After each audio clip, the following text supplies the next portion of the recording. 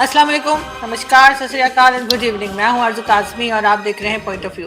हमें जी ज्वाइन किया है सुमित जैन साहब ने। बहुत शुक्रिया सर कि आज आप आए। नी हाओ।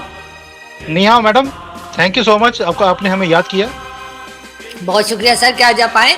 और सर आपके जो फॉरेन मिनिस्टर हैं डॉक्टर जयशंकर, खैर मैं उनकी बहुत बड़ी फैन हूँ और मैं कई बार अपने शोज में कह भी चुकी हूँ कि कभी मुझे मौका लगा कहीं उनसे मिलने का तो एक सेल्फी तो जरूर लूंगी। तो लोगों ने मुझे डांटा, जो मेरे दोस्त हैं, कहते तुम सेल्फी लोगी, बोलो इंटरव्यू लूंगी। मैंने कहा अच्छा ठीक है, इंटरव्यू भी ले लूंगी। इंटरव्यू तो शायद ही ना, लेकिन सेल्फी तो डेफिनेटली ले लूंगी। सर उन्होंने विजिट किया यूएस में और जाहिर है बीच में कहीं ना कहीं कनाडा भी आया। क्या कहेंगे आप उनके इस विजिट को, क्योंकि काफी इसकी चर्चा हो रही है। आरजू जी, पहली बात यह कि जयशंकर जी डिजर्व करते हैं एक सेल्फी लेना, और जहां पे भी जाते हैं लोग खड़े होते हैं उनकी बात सुनने के लिए। और जयशंकर जी 10 दिन के लिए अमेरिका का टूर, आप सोच सकते हैं कि इसका इंपॉर्टेंस कितना बड़ा होगा। वो तो 10 दिन में 20 कंट्रीज घूम के वापस आए थे, और यहाँ पर अमेरिका में सिर्फ 10 दिन लगा रहे हैं, तो कुछ बड़ा करने ही गए हैं वहां पर। एक तो आपको जैसे मालूम है कि यूनाइटेड नेशंस के अंदर जैसी उन्होंने स्पीच दी है, जैसे उन्होंने वाट लगाई है, उसमें वाट तो चलो पाकिस्तान की भी लगाई उन्होंने, लेकिन पाकिस्तानियों को शायद उनकी स्पीच समझ नहीं आई होगी क्योंकि इंग्लिश में थी वो। तो लेकिन उसमें जैसे उन्होंने बोला कि जो कंट्रीज ये हार्बरिंग करती हैं, टेररिस्ट की, ये बात ठीक नहीं है, this is not good for the world also. तो उन्होंने कनाडा को, पाकिस्तान को, दोनों को लपेट लिया उसमें। उन्होंने चाइना को भी लपेट लिया। देखिए, जो ये स्पीच देने का स्टाइल है, ये शायद उन्होंने डिप्लोमेसी, वर्ल्ड की डिप्लोमेसी चेंज कर दी है जयशंकर जी ने, और यही सबसे बड़ी इनकी कामयाबी भी है।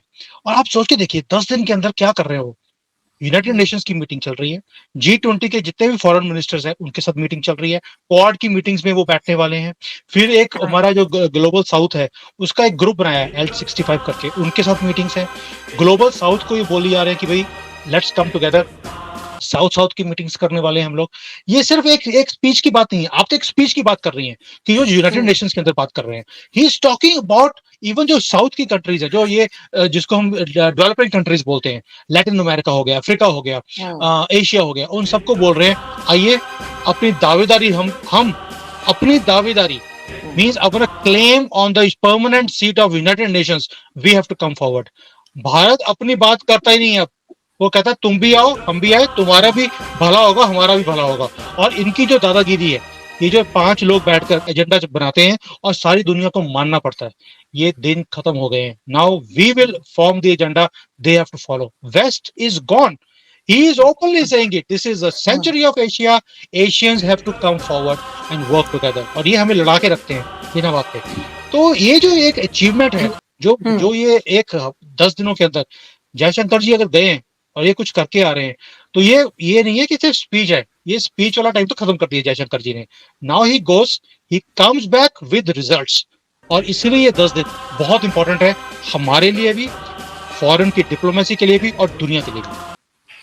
बिल्कुल ऐसा है, लेकिन आप क्या देखते हैं कि जो फॉरेन मिनिस्टर हैं इस वक्त डॉक्टर जयशंकर, इनसे पहले जो फॉरेन मिनिस्टर्स थे भारत के, उनमें और इनमें क्या